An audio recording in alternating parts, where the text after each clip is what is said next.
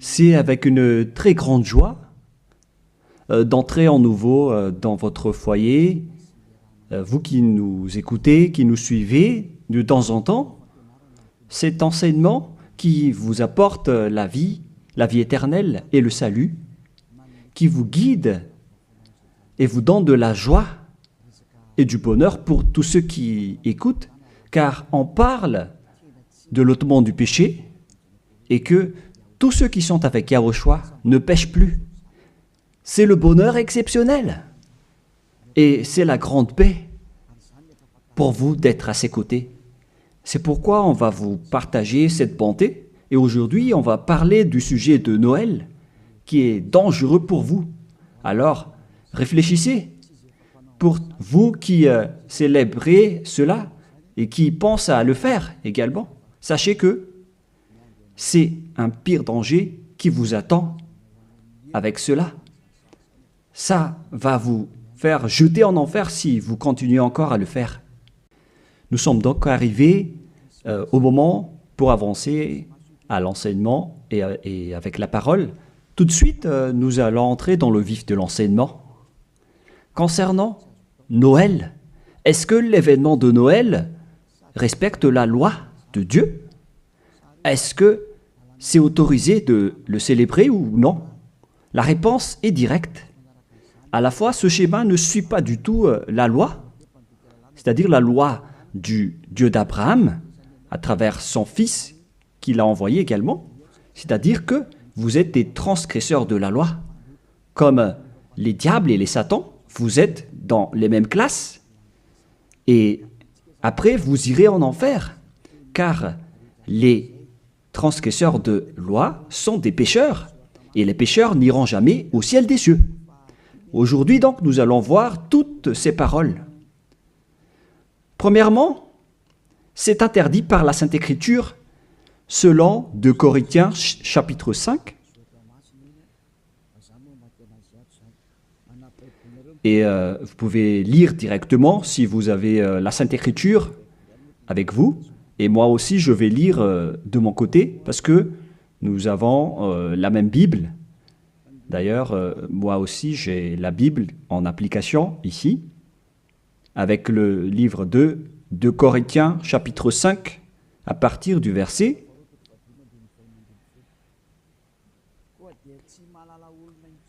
au verset 16. 2 Corinthiens, chapitre 5, verset 16. Aussi, désormais, nous ne connaissons plus personne selon la chair. Et si nous avons connu Yahushua selon la chair, à présent, nous ne le connaissons plus de cette manière. On ne doit plus alors le connaître ainsi. C'est interdit de le connaître selon sa chair. Je parle bien de sa chair, car lorsqu'il est né, il est né en tant que chair. Un enfant est né pour nous. Vous connaissez bien ce schéma. On parle d'un enfant et non pas d'un esprit. On n'a pas dit que c'est un esprit qui est né pour nous. Ce qui était dit, c'est que c'est un enfant qui est né pour nous. Et la Sainte Écriture dit qu'il a vraiment pris la forme de la chair, que nous allons d'ailleurs lire dans le livre de l'Hébreu, et nous allons encore y revenir après. Mais nous allons lire d'abord Hébreu 2, 11.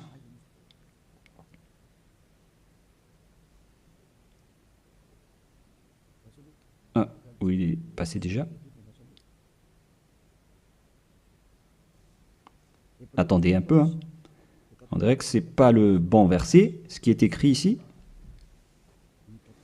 Non, c'est Hébreu 2, 14 et non pas 11. Voilà, verset 14 et non pas 11. Puis, donc, les enfants ont eu un partage le sang et la chair, lui aussi y a participé également afin de briser par sa mort la puissance de celui qui a l'empire de la mort, c'est-à-dire le diable. Donc le Fils du Très-Haut a également pris le sang et la chair comme un enfant. Sa naissance est donc une naissance de chair. Il est né dans la chair. Il a pris la forme de la chair. Et cette chair qu'elle a pris à l'époque, c'est de la chair du péché. Car normalement, un être du ciel des cieux ne descend pas tout simplement ici sans raison. Même les anges peuvent être visibles ou invisibles en fonction de leur mission. Mais le Fils du Très-Haut, qui ne devait pas venir ici, il a sa forme spéciale venant du ciel des cieux, mais puisqu'il devait venir ici, donc il a dû prendre la chair humaine qu'il a vêtue en tant que chair de péché. C'est-à-dire que la chair de Yahushua, c'était de la chair de péché, où il y a plein de péchés. Il n'est pas un péché, mais c'est la chair qu'il a vêtue qui est la chair de péché.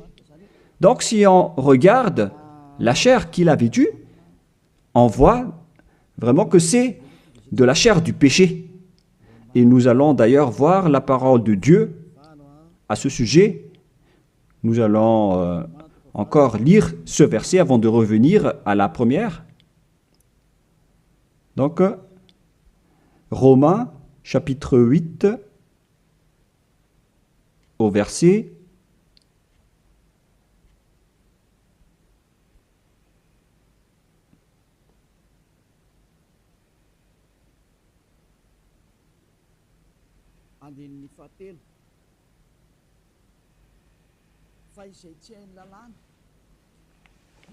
3. Car ce qui était impossible à la loi, parce qu'elle était sans force à cause de la chair, Dieu l'a fait en envoyant pour le péché son propre Fils, dans une chair semblable à celle du péché. Et il a condamné le péché dans la chair. Ici donc, nous voyons bien que Yahushua, le Fils du Très-Haut, sa chair était une chair de péché. Et lors de sa naissance, si vous allez le célébrer, si vous allez célébrer son anniversaire, vous allez célébrer le péché et vous allez glorifier le péché, car il s'agit d'une chair de péché qu'il n'accepte pas du tout. Donc, c'est pourquoi c'est interdit de célébrer Noël, car c'est une célébration de sa chair, qui est une chair de péché, qui est vraiment interdit. Et maintenant, nous allons revenir avec le livre du 2 Corinthiens, chapitre 5, verset 16. Voilà. Ainsi, aussi, désormais, nous ne connaissons plus personne selon la chair. Et si nous avons connu Yahushua selon la chair, à présent, nous ne le connaissons plus de cette manière. C'est devenu interdit de le connaître ainsi. C'est-à-dire que Noël est supprimé. Si vous le célébrez encore, c'est-à-dire que vous êtes avec le diable. Alors, ne contestez plus. Si c'est une loi, alors c'est une loi. Mais vous avez été trompé par ce Jésus. Et après vous avoir trompé, il cherche le moyen pour manipuler vos esprits. Alors qu'on voit clairement que vous faites du n'importe quoi. Vous provoquez la guerre au Dieu d'Abraham. Le Dieu d'Abraham dit que c'est interdit de le faire, mais lui, il insiste pour le célébrer. Et vous voyez que c'est un envoyé du diable qui vous trompe. Et vous n'êtes pas encore conscient de cela. Quand je dis cela, certains sont en colère. Ces personnes qui vous font célébrer Noël vous jettent en enfer. Ils ne sont pas comme des hommes qui sont fermes, qui ont la fermeté comme moi. Moi, je suis ferme devant la vérité, par exemple. Et moi, j'ai dit, contrez cette vérité si vous osez, mais personne n'a osé le faire. Ils aiment juste critiquer, mais ils sont dans le tort complètement. Et le salut vient des Juifs. Donc, si c'est un Dieu juif, alors il doit porter un nom juif. Et Yahushua a vraiment un nom juif selon Jean 82, qui dit que le salut vient des Juifs. Nous allons lire ce passage, entre parenthèses, avec Jean 4, verset 22. Vous adorez ce que vous ne connaissez pas. Nous adorons ce que nous connaissons, car le salut vient des Juifs. Donc, ce sauveur est juif. Et en tant que juif, on doit lui donner un nom juif. Et nous voyons ceci dans le livre des apôtres, car il a prononcé son nom, un nom hébreu, en discutant avec l'apôtre Paul. Mais après, les gens ont changé son nom en nom grec, avec Jésus, que nous allons voir après que c'est un nom grec. Donc, tout d'abord, Acte chapitre 26, versets 14 et 15. Nous tombâmes tous par terre, et j'entendis une voix qui me disait, en langue hébreu ou hébraïque, on parle ici de langue hébreu, Saul, Saul, pourquoi me persécutes-tu? Il discutait donc en hébreu. Il te serait dur de regimber contre l'aiguillon. Qui êtes-vous, Seigneur? M'écriai-je. Et le Seigneur dit, je suis Yahushua que tu persécutes. Ici donc, la discussion entre le Fils de Dieu et l'apôtre Paul se faisait en langue hébreu. Et donc, lorsqu'ils vont prononcer le nom, est-ce qu'il est possible qu'ils vont prononcer le nom en malgache? Je vous pose la question. Parce que Jésus ou Jesus, c'est une langue française ou malgache. Parce que le nom d'origine devait être le nom hébreu, comme les anges ont annoncé à Maria. C'est un nom hébreu. Et en tant que nom hébreu, on ne doit pas changer ce nom. Nous allons d'abord parler de ça en petite parenthèse, en vous disant que vous avez déjà été frappé depuis le nom. Vous avez eu des faux noms. Et au final, vous célébrez aussi Noël, alors que c'est vraiment tabou, c'est vraiment interdit.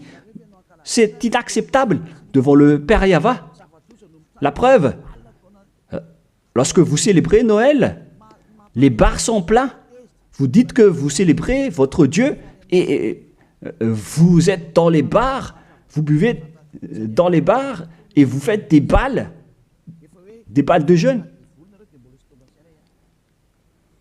On voit que vous n'êtes pas du tout avec le Dieu d'Abraham, vous êtes avec un autre faux Dieu.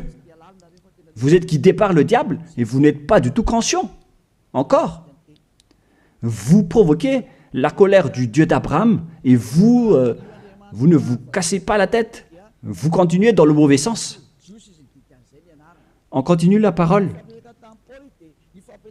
Tout d'abord, le nom de ce Fils du Très-Haut est un nom juif. Il vient des Juifs. Lorsqu'il a discuté avec Paul, ils ont discuté en langue hébreu. Donc, c'est clair que c'était un nom hébreu qu'ils ont prononcé et non pas un nom français, anglais ou autre nom. Deuxièmement. Et troisièmement, on ne doit pas changer ce nom selon Actes des Apôtres 4.12. Il ne faut pas changer ce nom. Et vous étiez déjà frappés depuis cette époque. Mais ceux qui font la grosse tête et qui ne se soucient pas, alors tant pis pour eux. Acte 4.12. Et le salut n'est en aucun autre, car il n'y a pas sous le ciel un autre nom qui est donné aux hommes par lequel nous devions être sauvés. C'est à travers ce nom, donc, ce seul nom, qu'on obtient le salut. Et alors que, selon la Sainte Écriture, il n'y a pas d'autre nom, le nom doit être unique alors. Et ça doit être un nom hébreu qui ôte les péchés des gens. Et vous voyez déjà que tous ceux qui sont avec Élia sont ôtés de leurs péchés. C'est clair alors que ce nom, c'est Yahushua. Et il a dit qu'il ne faut plus le connaître selon la chair. Alors qu'au contraire, vous le connaissez selon la chair. Vous transgressez la loi selon, vous pensez selon juste vos réflexions. Alors que c'est vraiment dangereux pour vous, les gens. Est-ce qu'on va suivre vos habitudes, les humains, ou est-ce qu'on va suivre l'habitude du Dieu d'Abraham? La question se pose pour vous. La réponse, vous avez fait ce que vous aimez, et lui aussi, donc, il va aimer vous jeter en enfer. Alors, vous pouvez continuer à faire ce que vous voulez, mais après votre mort, vous irez en enfer. Et les prêtres et les pasteurs ne pourront pas vous sauver. Eux aussi, ils vont être jetés en enfer, tout comme vous, avec le même résultat. Mais pourquoi vous n'écoutez pas cette vérité? Ou bien vous aimez juste critiquer ou contrer? Réfléchissez tous. Vous n'êtes que des humains mortels, alors ne soyez pas fiers de vous. Ne dites pas que vous êtes puissants. En un clin d'œil, vous pouvez redevenir poussière. Et vous allez être jugé par le propriétaire de cette parole, qui est le Dieu d'Abraham. Et c'est ce Noël lui-même qui va vous condamner. Nous allons lire maintenant que ce Jésus, c'est un nom grec. Nous allons lire directement sur Wikipédia. Vous pouvez afficher directement. Nous voyons donc ici que Jésus, en grec, Jésus, voilà. Et ce terme Jésus vient donc d'un terme grec venant du terme Jésus. Et je vais vous enseigner l'origine du terme Jésus, parce qu'il y en a qui traduisent bêtement en disant que c'est Yahushua, Yeshua, qui ne sont que tous des faux noms. Mais selon le nom hébreu, son nom c'est Yahushua. Et vous ne devez jamais, en aucun cas, le changer en Jésus. On ne doit pas exploiter un nom propre comme cela pour dire qu'on va le changer comme ceci, comme cela. C'est le diable qui fait cela. On ne change pas un nom propre. Et je vais entrer en détail sur ce sujet, sur l'origine du nom Jésus, car ici on dit que c'est un nom grec. Où est donc l'origine de ce terme Jésus? Nous allons donc expliquer à travers cet enseignement. Vous pouvez afficher directement. Donc, le nom du Dieu grec, c'est Zeus. Zeus. Et lorsqu'il invoque le nom de Zeus, il l'appelle Sus. Ce Zeus, donc, se lit Sus, en vérité. Et ce Sus, lorsqu'on lui donne du respect à leur Dieu, il rajoute un Yé devant, comme avec les Allemands qui rajoutent un L, comme L Hitler. Le L, c'est un signe de respect. Et ici, donc, pour les Grecs, pour respecter leur Dieu, ils rajoutent un Yé devant le nom, et après, ils écrivent le Jésus, Jésus, que nous avons vu tout à l'heure. Et c'est ce terme Jésus que les catholiques romains ont traduit en Jésus. Jésus. Jésus. Donc c'est devenu un petit Z par là. Et le Jésus s'est transformé en Yes. Yes. Et le Yes s'est transformé en Jésus, etc. Nous allons aussi suivre ce schéma à partir de Jésus. Et ils ont changé le U en J. Pour certains, ils ont changé en J. Voilà. Et ça donne Jésus. Et du coup, ça donne aussi Jésus ou Jesus, c'est-à-dire Jésus. Voilà donc la structuration de ce terme. Ce Dieu-là, alors, c'est bien un Dieu grec. Ça n'a rien à voir avec l'hébreu. Vous voyez que c'est vraiment une grande tromperie que les gens ont fait jusqu'à maintenant. Vous adorez le Dieu grec. Et surtout, avec le sujet du 25 décembre, je vais entrer tout de suite là-dedans, car je veux dire que c'était depuis ce roi diabolique, à l'époque, qu'on a célébré donc cette date du 25 décembre, en célébrant aussi le dieu Zeus olympien, qui a inventé d'ailleurs les Jeux olympiques. Il a inventé les jeux des personnes nues qui se courent après et qui font des luttes. C'est Zeus qui a enseigné cela avec le roi Antiochus Épiphane également. Et donc Zeus était également avec lui. Nous allons donc lire ce passage dans la Bible, dans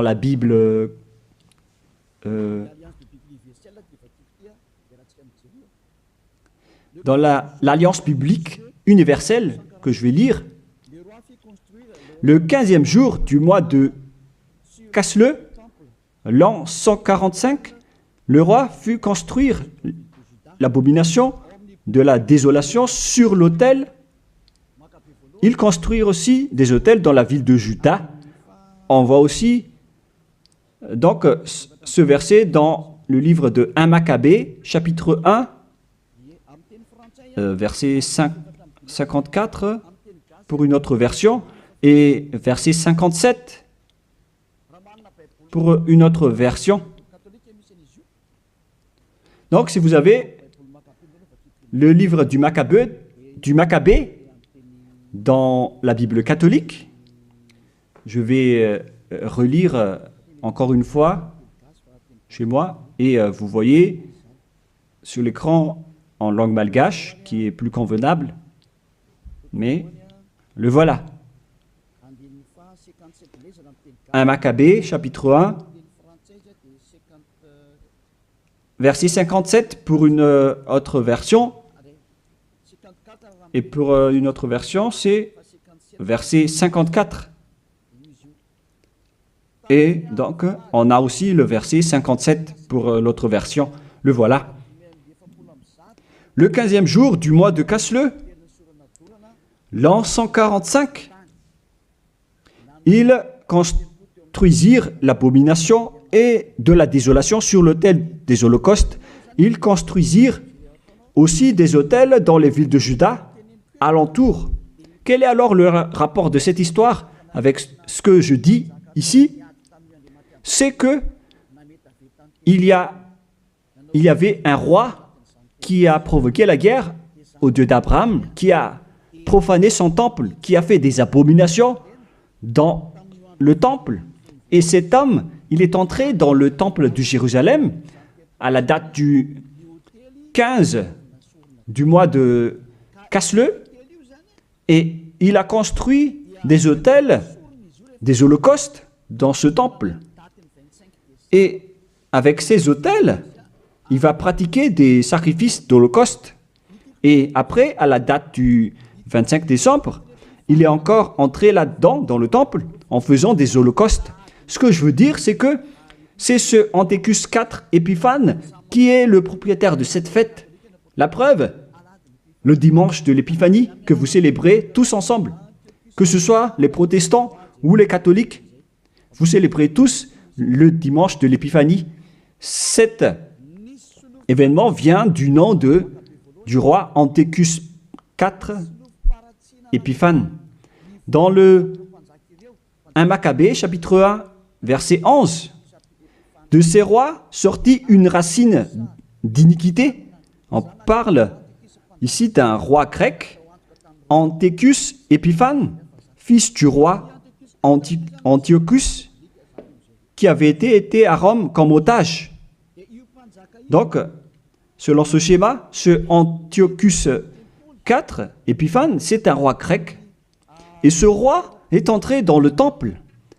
Et lors du 14e jour déjà, où on va préciser, pour ne pas faire une erreur, nous allons bien préciser, car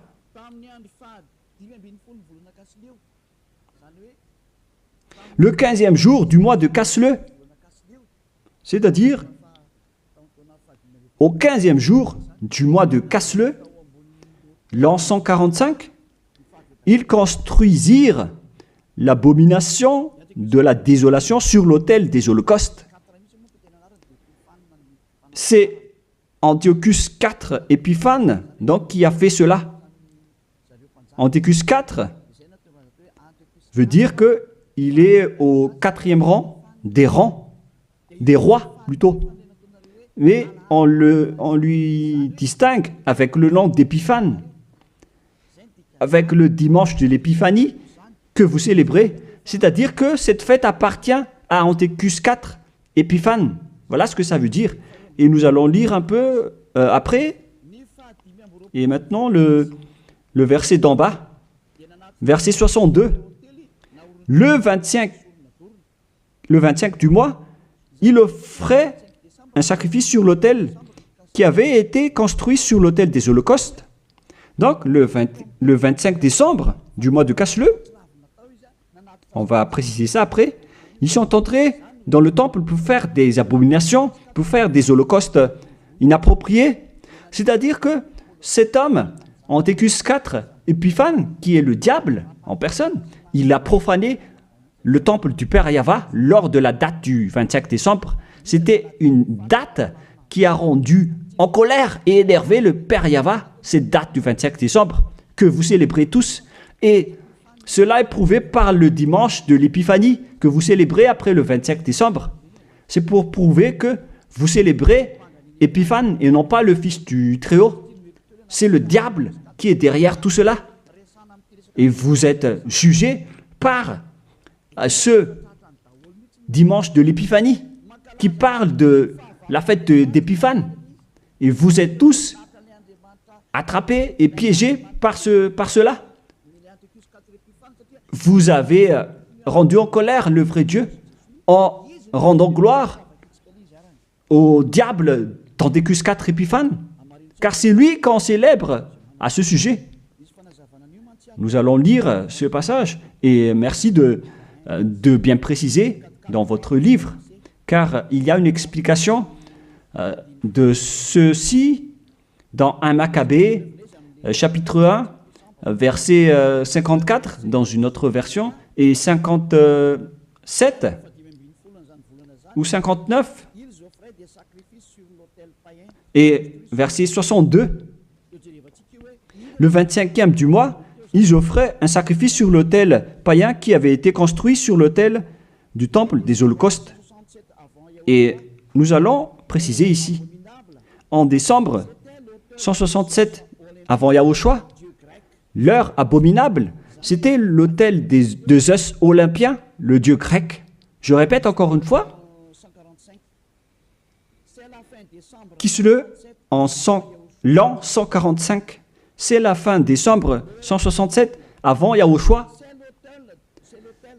L'heure abominable, c'est l'autel de Zeus olympien, dieu grec. C'est ce qu'on veut transmettre ici, donc, c'est que on a vraiment fait entrer le dieu grec dans le temple. Et c'est bien Zeus qu'ils ont fait entrer dedans. C'est ce que je vous ai dit tout à l'heure, que c'est lui qui est appelé aussi Sus, ce dieu grec. C'est vraiment Jesus. Et vous aussi, vous l'appelez Zeus ou Jésus. Ça vient du terme Jesus. Et on vous a manipulé aussi avec l'événement du 25 décembre. C'est Antiochus IV que vous vénérez. Donc, votre Dieu, c'est le Dieu d'Antiochus IV Épiphane, et non pas le Dieu, le Fils du Très-Haut. Vous avez été manipulé et trompé par Jésus. On le voit tous ensemble ici. En même temps, vous avez transgressé la Sainte Écriture et la loi. Et vous avez aussi donc adoré le Dieu de Antiochus IV Épiphane. On parle ici de la Bible de l'Alliance universelle qui l'explique bien en détail. Et ce sont les théologiens internationaux qui ont écrit cette Bible. Tous les religieux le connaissent, y compris le pape catholique romain. Tous les chefs religieux connaissent aussi ce livre, car c'est un livre international que personne ne peut contester. Et c'est ça ce qui était écrit là-dedans. Ce n'est pas aujourd'hui qu'on le voit, mais c'était depuis bien longtemps que ça a été écrit là-dedans. Ce qui veut dire, alors qu'ils ont fait de l'abomination, de la profanation dans le temple de Jérusalem lors de la date du 25 décembre. Et maintenant, nous allons voir que cette date du 25 décembre était le jour où Antiochus IV a profané le temple, tout en célébrant également son anniversaire, en profanant le temple de Jérusalem et en provoquant la colère du Père Yahva. Et c'était lors de la date du 25 décembre. Nous allons également lire la parole concernée à ce sujet. Vous pouvez aussi suivre. Le 25e jour du mois, c'était le jour de chaque mois où l'on fêtait la naissance du roi. Je répète encore une fois, le 25e jour du mois, que j'ai déjà dit tout à l'heure, dans le verset 59 ou 62, c'était le jour où chaque mois on fêtait la naissance du roi. Ça veut dire que la date du 25 décembre, c'est la date de célébration de l'anniversaire de naissance de Antiochus IV Épiphane. Et j'ai failli oublier de vous dire que le mois de Casle veut dire vers la fin de décembre 167. Le mois de Casle et le mois de décembre sont donc vraiment similaires. Et donc, ils sont entrés le 15 décembre dans le temple. Et le centre de la fête, c'était le 25 décembre, l'anniversaire de Antiochus IV Épiphane. Et ce qui a rendu vraiment gravement en colère le Père Yahva, c'est suite à l'entrée du dieu grec Zeus dans le temple également, lors de cette date, ils ont apporté des holocaustes pour Zeus à la date du 25 décembre dans le temple du Père Yahva. Ils ont osé faire entrer des holocaustes abominables pour Zeus dans le temple du Père Yahva lors de la date du 25 décembre. Et cette date, c'était la date de la célébration de l'anniversaire de ce roi, et non pas celui du fils du Très-Haut. Vous avez tous été trempés. C'était l'anniversaire de naissance de Antiochus IV Épiphane. La preuve, vous célébrez le dimanche de l'Épiphanie, 2 semaines à peu près, la date du 25 décembre. Moi, je ne connais pas ça parce que je ne le célèbre pas, mais ça existe vraiment. Expliquez-moi alors, qu'est-ce que ça veut dire le dimanche de l'Épiphanie? Parce qu'il n'y a qu'un seul nom dans la Sainte Écriture, et c'est le nom de Antiochus IV Épiphane. C'est clair alors que si vous célébrez le dimanche de l'Épiphanie, c'est que vous avez célébré l'anniversaire d'Antiochus IV Épiphane, qui a Zeus comme Dieu, que vous avez changé en Jésus après. Donc, vous avez célébré l'anniversaire de Antiochus IV Épiphane d'abord, et non pas celui du Fils du Très-Haut. Et à la fin, vous clôturez la fête avec le dimanche de l'Épiphanie. Vous célébrez tous cette date. Et maintenant, vous n'allez pas être encore conscient. Et vous allez encore duper les gens, vous les religieux. Vous avez vu la grosse erreur de ces religieux. Et pourquoi vous n'êtes pas encore conscient? de ce système religieux qui n'est plus correct, c'est carrément déjà détruit. C'est le diable qui vous manipule. Ils ont changé jusqu'au vrai nom de ce Dieu. Tout ça vous dit que vous n'êtes pas du tout avec le Dieu d'Abraham. Ça n'existe pas. Enlevez ça de votre tête. Si vous étiez déjà avec le Dieu d'Abraham, vous auriez déjà dû être ôté de vos péchés, comme ceux qui sont avec Élia. Mais c'est pourquoi les gens détestent Élia, car Élia attire les gens pour être ôtés de leurs péchés. Et les autres sont en colère, car leur liberté sont empêchées. Et c'est pourquoi ils disent de ne pas toucher à leur religion. Mais de quelle religion vous parlez? Qu'est-ce que vous devez suivre? Celui qui ôte les péchés ou celui qui n'ôte pas les péchés? Faites votre choix, mais la Sainte Écriture dit que il faut croire à celui qui ôte les péchés, c'est-à-dire Yahushua. On parle de celui qui ôte les péchés. À vous de réfléchir. Mais après, on vous demande de célébrer le dimanche de l'Épiphanie. Mais c'est quel événement? Et je répète encore que c'est la suite de l'événement de l'anniversaire d'Antiochus IV Épiphane. Car lors de cette date, vous avez aussi glorifié le dieu grec Zeus, Jesus, après, ou Jesus, selon les Anglais, Jésus pour les Français. Vous avez donc tous célébré le dieu grec en célébrant aussi l'anniversaire de Antiochus IV Épiphane et non pas celui de Yahushua. Le Fils du Très-Haut n'avait pas cette date de naissance. C'est pourquoi ce Jésus est vraiment un grand imposteur. C'est vraiment une grande tromperie qu'il a fait. Et vous n'allez pas encore être conscient que ce Jesus ou Jésus ne vous ôte pas les péchés. Et sachez que les pécheurs n'iront jamais au ciel des cieux. Car si c'était possible, alors le diable aussi aurait eu l'occasion et l'opportunité d'aller au ciel des cieux, alors que les diables sont les chefs des pécheurs. Et ils n'iront jamais là-bas. Alors soyez conscients. Vous avez été trompés.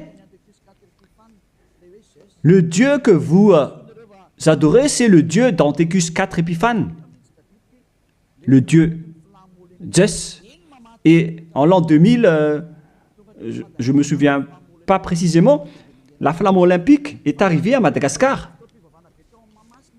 Cette flamme a d'ailleurs déjà fait le tour du monde et vous avez fait une grande culte religieuse sur le terrain de Mamas à l'époque pour glorifier et honorer cette flamme, alors que c'est la flamme de Zeus qu'on a pris en Grèce. Vous ne pouvez pas nier cette parole, ça a existé, hein. C'est la réalité. Vous avez pris cette flamme en Grèce sur le mont Olympe qui a le feu qui ne s'éteint pas jusqu'à aujourd'hui. Il parle de la présence de Zeus. On a pris cette flamme là-bas et on l'a amenée à Madagascar. Et toutes les églises, les protestants, les catholiques, ainsi que les petites églises, se sont réunis pour faire une culte de prière ensemble à ce moment-là. Mais moi, j'ai dit que vous faites n'importe quoi. C'est une erreur que vous faites. Et tout le monde a reculé après. Et ils ne l'ont plus osé le faire. Peut-être qu'ils l'ont refait, mais ils l'ont fait discrètement. Parce qu'ils connaissent déjà que l'ambassadeur de Yahushua va encore se lever pour blâmer et pour critiquer. Mais cela prouve que cette flamme vient du mont Olympe, le montagne de feu. Et ils ont pris donc cette flamme là-bas, car Antiochus IV Épiphane, il a créé les Jeux Olympiques avec les jeux de lutte, avec des personnes nues. C'est Antiochus IV Épiphane qui les a créés et qui les a enseignés. Il est le leader de ce genre de jeu. C'est pourquoi la majorité des sports se pratiquent nus, car c'est lui qui a inventé cela. C'est pourquoi on parle de Jeux olympiques. Ça vient du mont Olympe en Grèce, et c'est Zeus qui est dedans, que les Grecs ont appelé Jésus, Jésus pour les catholiques, et Jésus, au final, celui que vous adorez. Donc, vous adorez Zeus. C'est Zeus qui est votre chef. Et après, je ne me souviens plus si c'était en 2004 ou 2006, vous avez emmené la flamme olympique ici. Vous avez fait une grande fête au terrain de Mamas, qui a créé une grosse embouteillage comme pas possible. Ici à Tananarive, ça a vraiment été trop. C'était une grande folie. Ça prouve donc que votre Dieu, c'est Zeus. Car s'il n'était pas votre Dieu, alors vous n'aurez pas dû faire de la prière ensemble avec cette flamme olympique. Alors c'était la preuve que vous priez le Dieu Zeus, qu'on appelle également Sus ou Jésus, et au final Jésus ou Jesus. Qu'est-ce que vous allez encore dire face à cela? Alors, osez dire que on n'a pas fait une culte, on n'a jamais fait de culte à Mamas, en disant que j'invente tout ça. Bah, là, c'est trop de mensonges si vous osez encore dire cela. Parce que là, on parle vraiment de la flamme olympique qui vient du mont Olympe en Grèce. Et ensuite, le Dieu qui est propriétaire de cette flamme, il s'appelle Zeus, que vous appelez aussi Jesus ou Jésus, avec les autres appellations que j'ai déjà expliquées. Et l'homme qui l'a vénéré, c'est Antiochus IV Épiphane. Ils sont dans le même camp. Alors que vous, les religieux et vos fidèles, vous avez prié ensemble avec cette flamme olympique. C'est-à-dire que vous avez le Dieu, vous avez comme Dieu le Dieu grec jusqu'à la fin. Alors, restez toujours là-dedans et vous allez voir. Vous célébrez déjà l'anniversaire de Antiochus IV Épiphane et non pas la naissance du Fils de Dieu. Et la dernière preuve, c'est le dimanche de l'Épiphanie. Qu'en est-il du dimanche de l'Épiphanie que vous célébrez? Le dimanche de l'Épiphanie, c'est la clôture de la fête. Ça a commencé le 15 décembre. Le centre de la fête, c'est le 25 décembre, l'anniversaire d'Antiochus IV Épiphane. Et il clôturait la fête avec le dimanche de l'Épiphanie. Lorsque un roi fait la fête, ça dure en moyenne 1 mois ou un peu plus, ou un peu moins, mais ça peut être plus. Donc, ils ont commencé le 15 décembre, le centre de la fête se déroulait le 25 décembre, et après ils ont terminé avec le dimanche de l'Épiphanie. C'était donc vraiment l'événement de la fête de Antiochus IV Épiphane. Est-ce que vous allez encore contester cela? Soyez conscients que ce Jésus n'est pas un vrai Dieu. Il vous rend pécheur. Il vous tend toujours une piège, des pièges. Vous entrez encore dans des pièges. Surtout avec ceux qui suivent les pays qui adorent ce Jésus. Il les frappe vraiment, il les punit. Il les punit vraiment comme ce qui se passe ici à Madagascar, avec les faux chrétiens. C'est vraiment incorrect ce que vous faites. Et vous êtes tous en train d'être jetés en enfer par ce Jésus. Si vous n'êtes pas encore conscient, tant pis pour vous, mais si vous voulez être sauvé, rapprochez-vous de Élia. Si vous voulez être libéré, alors suivez Élia. Suivez-moi et vous allez être libre. Et vous irez au ciel des cieux. L'objectif, c'est de ne plus jamais pécher. Mais hélas, vous ne pouvez pas entrer dans ce chemin car vous êtes des pécheurs. Selon Apocalypse 21-27, et les impurs et les souillés n'y entreront jamais. dans Apocalypse et on regarde tous à travers l'écran. Pour vous qui pleurez à rester pécheurs, voilà la réponse pour vous dans Apocalypse 21-27. Ça ne marche pas? Bon, il faut réparer rapidement alors.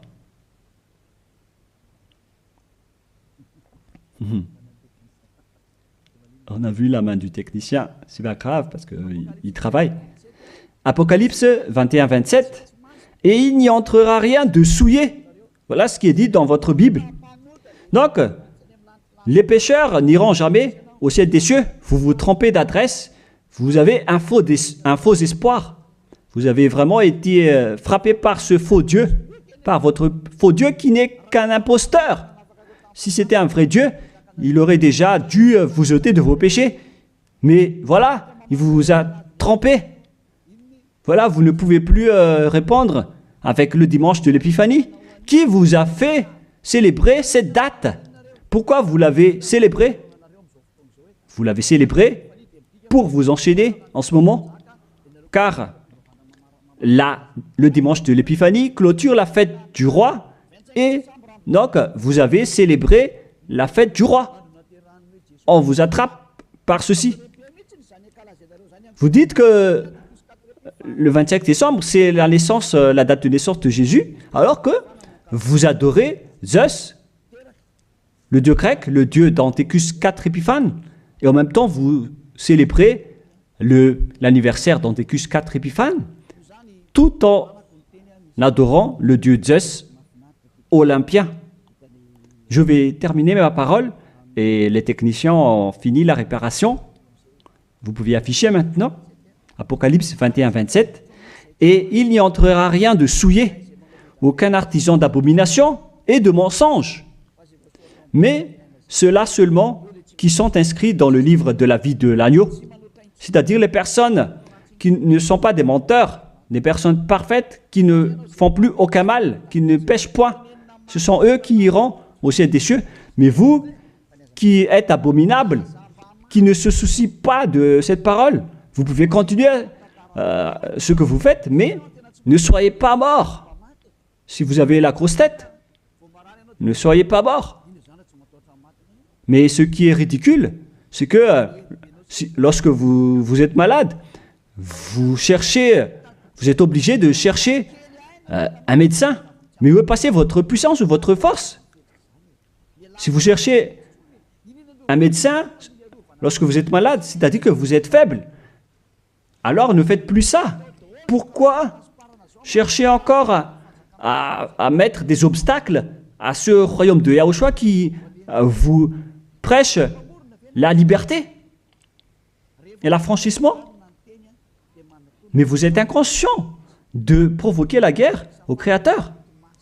Si vous êtes conscient, alors rapprochez-vous et inscrivez-vous dans le baptême qui aura lieu le 8 mars prochain pour le dernier baptême, et ça va être terminé après.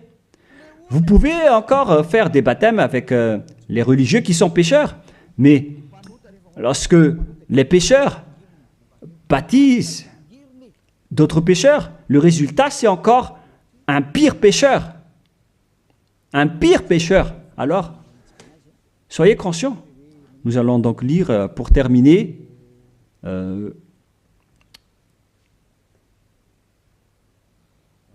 voilà.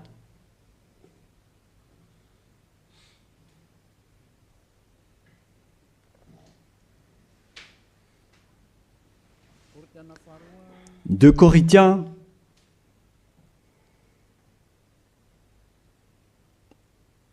chapitre 5, verset 16. Vous pouvez afficher directement. Voilà.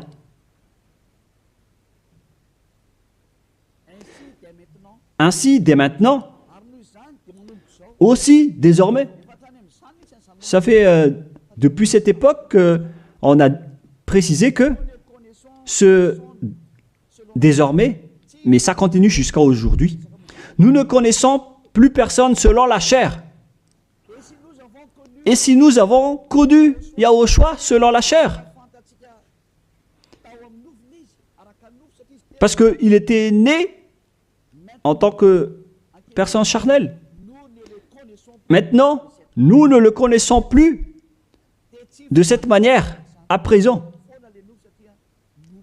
La chair est supprimée car c'était une chair de péché. Selon ce que je vous ai enseigné dans Romains 8.3, on parle de chair de péché. Donc si vous allez célébrer cela avec sa naissance, vous allez donc célébrer du péché. Voilà donc la loi. C'est devenu une interdiction totale pour ceux qui servent le Dieu d'Abraham. Comme moi, Élia, je sers le Dieu d'Abraham. Vous l'appelez Dieu d'Abraham, vous les humains, mais pour nous, c'est le Dieu du ciel des cieux. Il s'appelle Yahva, notre cher Père. Lorsque vous le servez, vous ne devez plus entrer dans ce schéma. Vous dégagez directement, vous vous rapprochez de Élia et vous inscrivez votre nom dans le baptême rapidement pour éviter la mort, au cas où vous allez mourir après. Mais les gens qui font du cinéma, qui font juste semblant d'être avec le Dieu d'Abraham, si vous n'êtes pas avec le Dieu d'Abraham, vous n'allez pas être avec Élia. Mais ce sont seulement qui veulent être avec le Dieu d'Abraham et qui ne veulent plus jamais pécher, qui vont être avec Élia. Et je vais vous ramener au ciel des cieux. Voilà la fin de ma parole. Soyez conscients. Bref, ceux qui célèbrent Noël vont être en guerre avec le Dieu d'Abraham et vont aussi être en guerre avec Yahushua, le fils du Très-Haut, qui a dit « ne péchez plus ». Et ceux qui célèbrent Noël vont être en guerre avec ce Dieu d'Abraham qui a dit « je ne donnerai point ma gloire aux autres et ne souillez pas mon nom ». C'est dans Ésaïe 48:11 que nous allons d'ailleurs lire. Sa gloire ne doit plus être donnée aux autres faux dieux. Si vous utilisez encore cette parole de Dieu, si vous voulez servir le Dieu d'Abraham, alors il ne faut plus faire du n'importe quoi. Il faut suivre ses paroles. Lorsqu'il dit que c'est interdit, alors ne faites plus la grosse tête. Et si ceux qui insistent à vous dire le contraire, c'est-à-dire, sachez qu'ils vont vous jeter en enfer. Alors ne soyez plus manipulés comme les enfants. Vous êtes maintenant matures, vous êtes des adultes, vous avez la conscience. Sachez que c'est de l'amour pour vous sauver. On dévoile donc le mal que font ces faux dieux. Alors, face à cet amour, soyez conscients maintenant. Soyez conscients. Dans Ésaïe 48:11, il est dit qu'il ne faut plus prier les faux dieux. C'est interdit par la loi. C'est pour l'amour de moi que je le fais. Car comment mon nom serait-il profané?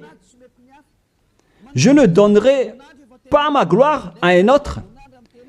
Pourquoi donc le Seigneur Yahushua, le Fils du Très-Haut ici, pourquoi il dit qu'il ne faut pas célébrer la chair du péché?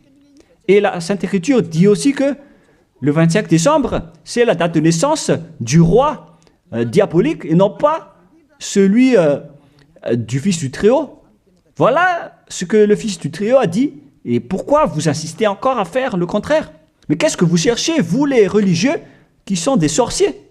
Et aussi, vous qui acceptez d'être menés dans le tort. Mais qu'est-ce que vous cherchez? Vous voulez vraiment provoquer la guerre à ce Dieu d'Abraham?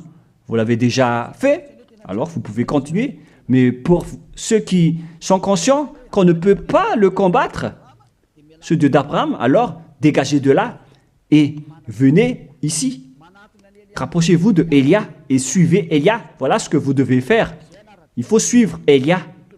Il va nous ramener au ciel des cieux, chez le Dieu d'Abraham. Il va nous ramener là-bas. Mais il faut d'abord être ôté des péchés pour y intégrer. Et on a réussi cela. C'est le pouvoir que Yahushua a donné à Élia. Alors suivez-moi. Nous irons chez le vrai Sauveur, Yahushua, celui qui a vraiment été crucifié. Allons-y maintenant. Prenez une décision et ne tuez plus votre esprit. votre esprit est très triste car après votre mort, vous allez redevenir poussière. Mais votre esprit va être en souffrance. Vous voyez, lorsque vous faites du mal, vous réfléchissez après, vous stressez en appelant Dieu, en disant « Mais qu'est-ce que j'ai fait, mon Dieu ?» Mais puisque vous avez déjà commis le mal, le diable va aussi venir vous blâmer. Et après, vous vous déprimez, vous êtes au bord du suicide et vous faites encore plus de mal. Voilà ce que font ces diables. Ils vous encouragent à faire du mal. N'acceptez plus cela. Retournez-vous vers Yahushua. Ma parole se termine. Rapprochez-vous de Yahushua. N'entrez plus dans ce mauvais sens et dans cette folie. Tant pis pour ceux qui veulent combattre le Dieu d'Abraham. Laissez-les écouter les propos des diables. Mais vous qui êtes conscients que ces faux dieux vous rendent pécheurs, ainsi que les religieux qui vous disent vous pouvez commettre des péchés, il faut juste demander pardon après. Tout ça transgresse toutes les lois du vrai Dieu. Si vous ont déjà tué, alors dégagez de là et suivez Élia. Je peux vous prendre avec la main pleine de joie si vous cherchez vraiment le vrai Dieu, il est vraiment merveilleux. Ma parole se termine, que Yahushua vous bénisse et à la prochaine, prions ensemble. Merci infiniment, Père Yahva. C'est vraiment de l'amour, cette parole venant de toi. Tu fais connaître aux gens la vérité. Tu as dévoilé clairement la grande tromperie pour ce monde, car le monde aussi te provoque énormément. Alors, c'est juste que tu envoies les châtiments. Avance la récolte, Père, et avance ta parole et ton châtiment sur cette terre, car le moment est venu. On a déjà annoncé les avertissements, mais personne ne se soucie. Ta décision est méritée, Père Yahva. Il mérite d'être châtié. Il ne s'agit pas d'une récolte pour le ciel des cieux, mais un châtiment d'après ce qu'ils ont fait. C'est le jour de la vengeance, Père. Mais tous ceux qui veulent fuir ce danger, Père, qu'ils sortent de là et qu'ils se rapprochent de Élia, car je vais les ramener auprès de toi, Père Yahva et Yahushua. Faites en sorte qu'ils me trouvent, même s'ils sont à l'extrémité de la terre. Faites en sorte qu'ils se tournent vers Élia. Je suis déjà là. Tu m'as déjà envoyé pour les envoyer vers toi, pour les regrouper, pour les ramener vers toi. Gloire à toi, Père Yahva. Gloire à toi, Yahushua. Bénis alors cette parole pour qu'elle touche le cœur de chacun, pour qu'il sache que c'est le salut, mais pas un jeu. Merci, Père Yahva. Au nom de toi, Yahushua, je fais toutes ces prières. Alléluia. Amen. Merci à tous d'avoir suivi la parole et l'enseignement. Au revoir. Au revoir tout le monde.